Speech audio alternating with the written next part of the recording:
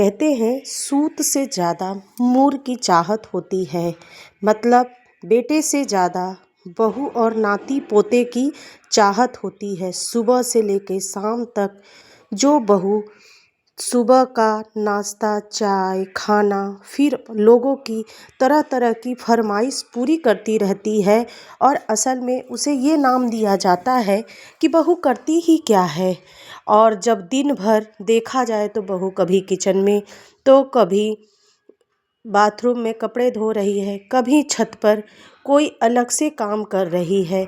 लेकिन बहू का काम का कोई भी किसी को कोई फ़र्क नहीं पड़ता।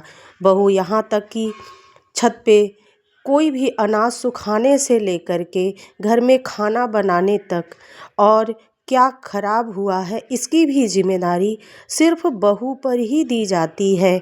क्या घर में और किसी की जिम्मेदारी नहीं होती है? लेकिन नहीं, सब जिम्मेदारी सिर्फ बहू की है। हर काम बहू करे, हर जिम्मेदारी बहू निभाए, घर बेटा संभाले, घर का कुल नाती पोते हों। लेकिन जो सासू माँ हैं वो दिन रात सिर्फ बेटी का ही नाम जपती रहती हैं। सिर्फ बेटी और दामाद को खुश करने में अपने घर के सारे नियम कानून कायदे सब बिगाड़ देती हैं। बहू की चुगली करके बेटे को एकदम आवारा निकम्मा कह करके सिर्फ बेटी की ही गुणगान करती रहती हैं। उन्हें ये नहीं मालूम कि घर बहू संभालती है। घर को संभालने में बेटा कमाने में मदद कर रहा है। कुल को बढ़ाएगी बहू, हर काम बहू करेगी। सबके पसंद नापसंद को ध्यान में सिर्फ बहू रखती है। सुबह का चाय नाश्ता भोजन बहू देती है। आपके जो भी काम में हाथ बटाना हो वो बहू करती है। लेकिन नहीं, अगर कोई अच्छा है घर में तो सिर्फ बेटी अच्छी है, सिर्फ दामाद अच्छा मिला है। बाकी सारे तो निकम्मे हैं, बाकी सारे बेकार हैं। यहाँ तक कि भोजन में देर ना हो जाए, बहू इसके लिए भी जल्दी जल्दी हाथ बढ़ाती रहती है। दोपहर में आराम ना भी करे तो भी कोई पूछने वाला नहीं। लेकिन भोजन नाश्ता सबको समय पर ही मिलना चाहिए। और यहाँ पे अगल बगल आसपास तारीफ़ें तो सिर्फ बेटी की ही होती हैं। और घर में कोई भी फैसला लेना हो तो सिर्फ बेटी का ही बात माना जाएगा। बहू अगर सत्य भी बोले तो भी बहू की कोई बात नहीं मानता। बस सिर्फ जब भी कुछ काम हो फरमाइशें चले, ठंड आ गई है, आंवला रखा हुआ है, ये नहीं कि आंवले का कोई उपयोग में कुछ भी बर्फ़ी ही बना दे, अचार ही बना दे।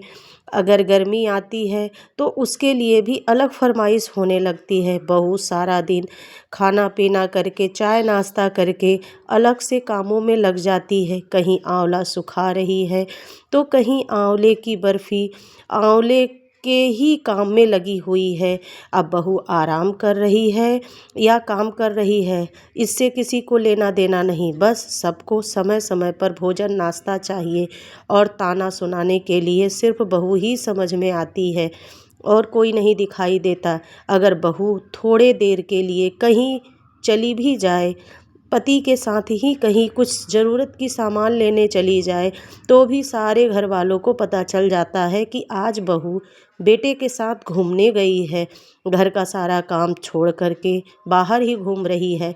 और वही अगर दामाद कहीं अपनी बेटी को घुमाने ले जाता है तो सासू माँ सबसे यही कहती रहती हैं, बहुत अच्छा दामाद मिला है, ये तो हीरा है हीरा, मेरी बेटी का बहुत ख्याल रखता है, उसे बहुत प्यार करता है। अरे मैं कैसे बताऊँ, जो प्यार करने वाला आप दामाद खोजी हैं वही प्यार करने वाला आपका बेटा भी तो है। तो फिर आपको इतनी चिढ़ क्यों होती है? आप भी तो थोड़ा सा अपनी बहू को आराम दीजिए, उसे प्यार दीजिए। जब आप उसे नहीं अपनाएंगी तो वो आपको कैसे माँ समझेगी? क्योंकि वो आपके लिए ही तो आई है। बस सिर्फ फरमाइशें ही फरमाइशें हैं। इसलिए अगर घर बचाना चाहती हैं तो बेटी की तारीफ़ें वहीं अच्छी लगती हैं जहाँ ज़रूरत हो।